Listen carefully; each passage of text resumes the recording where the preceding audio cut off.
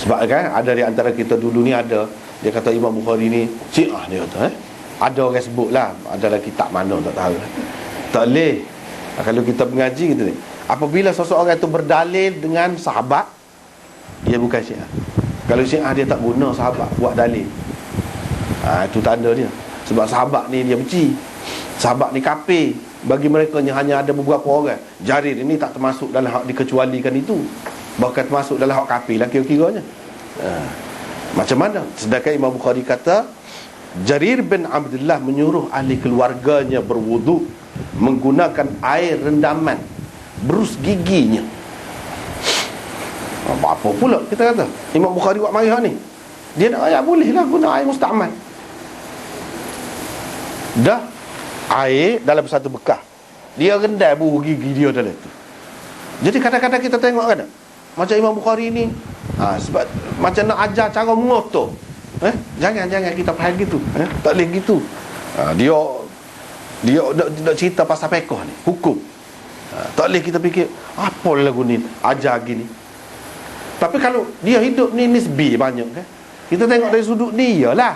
Dari sudut lain tidak. Dari sudut lain tidak. Kepada orang yang tak nak kena mengena dengan kita, musuh kita pula, air liur dia kotor benar lah. Tetapi kepada kekasih tak. Kepada kekasih, tengok kan nisbi kan, kepada kekasih tak, tidak begitu pula keadaannya. Itulah benar. Serupa juga ni. Bahkan menunjukkan mesra lagi. Menunjukkan mesra. Dan kalau benda tu tidak najis, apa? Hak tak bolehnya darah, isap darah tu. Kalau bini kau atau suami kau luka isap darah, itu tak boleh. Haram. Tak boleh. Jangan duk kata isap darah tu tanda kasih. Tak boleh. Tak boleh. Tapi kalau bau gigi tak apa, tukar-tukar bau gigi. Tak apa. Macam tu. Dia rendah. Apa yang rendah bau gigi ni pasal mana pula? Dia gini.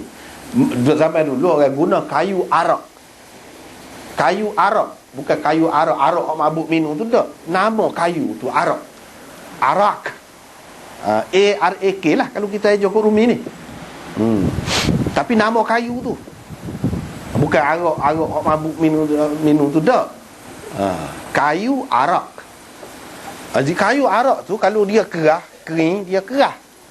Kalau gonyah dengan hak kerah tu, darah tu kena gosi tu darah. Sebab tu dia rendah. Rendah kepala dia. Supaya jadi lembut.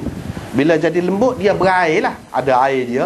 Dan air dia tu memang ada khasiat dia lah. Baik untuk gigi, gusi ke apa tu.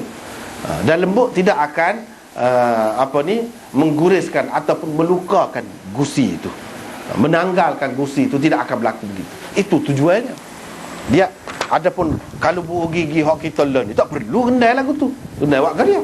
Lah maka kita tengok ni buah gigi ni caranya sahabat buat rendai. Kita rendai kata ada tak? Tidak gitu.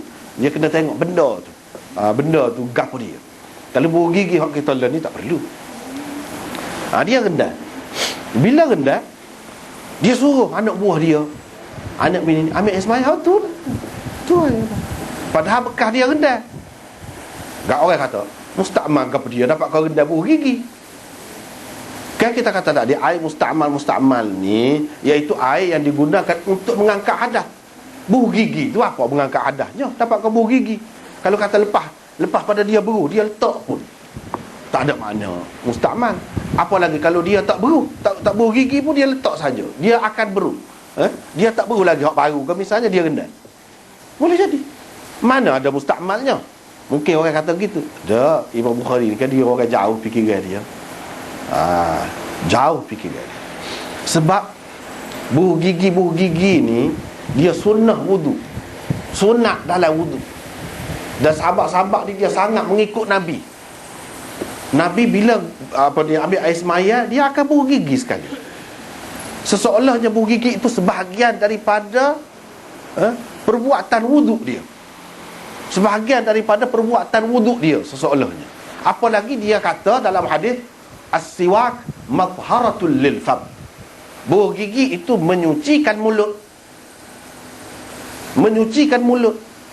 Menyucikan mulut tu dari segi memanglah kalau kita tengok zahir pun dah kotor sikit. Bila kita guna, kita sudah guna dah untuk menyucikan.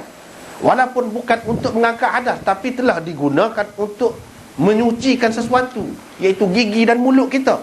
Apa lagi kalau dia ambil kira buh gigi tu sekali dengan ambil air sembahyang, mana sudah termasuk dah tu. Sekali dah tu. Imam Bukhari dia nampak kau tu. Dia nampak kau tu. Dia nampak ni sebahagian daripada wuduk juga, buh gigi. Bermakna musta'mal lah, sebab digunakan sekali dengan buh gigi tu.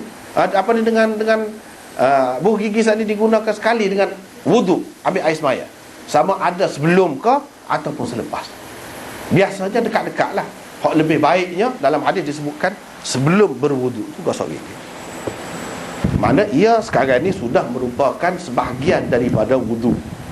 Bila sudah sebahagian daripada wuduk, maknanya selepas dia berwuduk, dia letak dalam tu.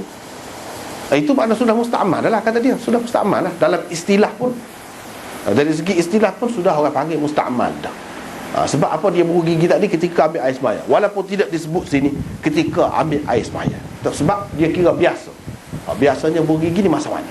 Hak Nabi ajar. Sahabat ni dia jaga sangat hak Nabi ajar tu, iaitu ketika berwuduk. Tentulah dia buruh gigi ni ketika berwuduk.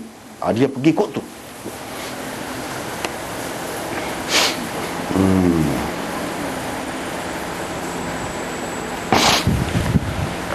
Kita tengok nota dulu. Nota 63. Sisa ataupun lebihan wudu orang. Yang tersebut di dalam tajuk ini mungkin berarti sisa atau lebihan di dalam sesuatu bekas air setelah sebahagian daripada airnya digunakan untuk wudu. Mungkin juga ia berarti air yang telah digunakan oleh seseorang untuk berwudu. Seperti tadilah. Dalam kedua-dua arti yang telah disebutkan di atas, Imam Bukhari bermaksud menyatakan bahawa ia adalah suci lagi menyucikan. Suci, tahir orang panggil. Suci ni tahir, menyucikan mutahhir. Dia ada dua sifat.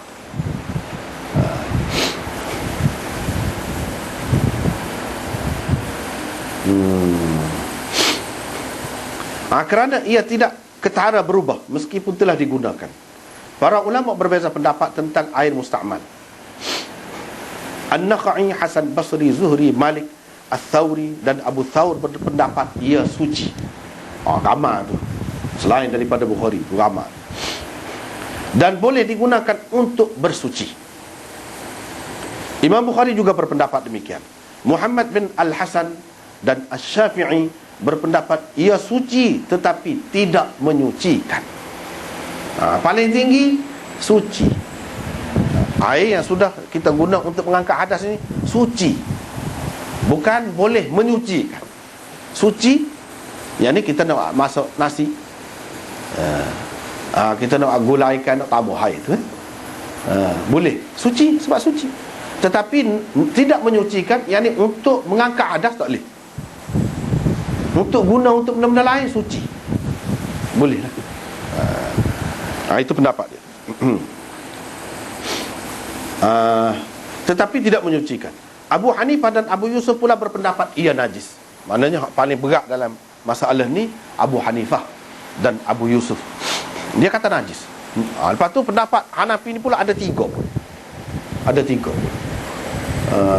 Kebanyakannya mengatakan supaya Syafi'i juga suci tetapi tidak menyucikan. Yang kedua pendapat kata najis, tapi najis itu najis ringan. Yang ketiga kata najis, dan najis itu adalah najis mughallas, najis berat. Jadi nak guna buat ambil air sembahyang lagu mana tak boleh langsung dah, tak boleh pergi dah. Bagi dia tak boleh pergi dah. Tetapi Imam Bukhari dan orang-orang yang kita sebut tadi kata boleh, boleh.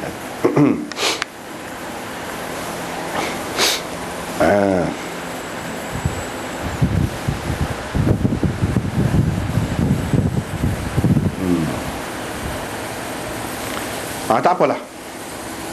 Imam Bukhari buat mari hadis. Kalau kita tengok hadis ni, Abu Juhaifah kata Rasulullah sallallahu alaihi wasallam keluar kepada kami pada waktu tengah hari. Orang pun mari wuduk. Wuduk di mana air yang akan digunakan untuk berwuduk. Nabi sallallahu alaihi wasallam ambil air sembahyang.